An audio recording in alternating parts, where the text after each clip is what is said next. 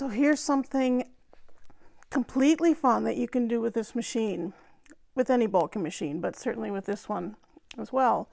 And that is make this delightful shag, whatever you want to do with it. You know, it could be a trim, it could be a small rug. I'm trying to make a little rug here, but super easy with the ribber attached, because you just need to have a base yarn that's gonna knit back and forth. I'm knitting this, I guess it's worsted weight yarn on a stitch size setting of 3, so fairly tight. And then just, it's a great stash buster. I just picked out 3 different yarns from my bulky stash. Actually, I've got several others that I'm going to start mixing and matching, but this is what we do. We bring out all the needles.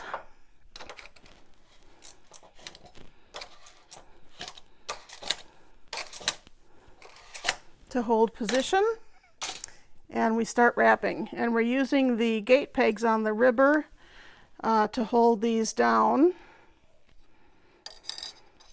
So we're just going to go zigzag up and down all the way across. Now you can use different settings, different amounts of yarn for this. You could use different sizes of yarn. All depends on the look that you want, and I would suggest doing a small piece to see what it looks like. Some people do every other needle and then switch to every other needle. Some people knit 2 to 4 rows in between the loops. You know, it's all just going to turn out differently, and you just need to try some with your yarn and see what you like. And as I say, it's a fantastic stash buster. My goodness, it uses up a lot of yarn, but I think it can make something really fun. So I'm going to take this all the way down to the other end, and I'll come back when I'm ready to knit. So I'm nearly done at the other end. This is 60 needles on the bulky that I'm knitting, and as you can see, I'm using these bulldog clips just to hold the yarn down so that it doesn't pop up while I knit back and forth. I'm just going to make sure all these needles are brought up to hold position. And I do have the machine set to knit those back from hold. So I'll knit across the loops.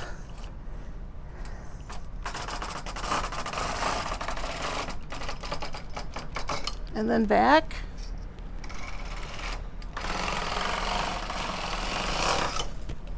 And there's a row done. And then I start with my snipping. So first I'm going to snip this off and get rid of that little scrap. And then I just insert the scissors into each loop, kind of pull it off the gate peg a little bit, and snip it open. And do that all the way across. And we'll take a look at it after I have these snipped. And here I've got them all snipped, quite a few rows here already, and you can see that it's producing a really fun, oh my gosh, fluffy shag. I could see using this on a fun jacket sleeve hem, or bottom of the hem on the jacket, a collar. If you knit toys, stuffed toys, this would make a great, you know, lion's mane or some kind of fur for an animal. Anyway, it's just totally fun and fluffy and cute. You can think of all kinds of colors you could use and mixtures of colors. Just something you can really have fun with.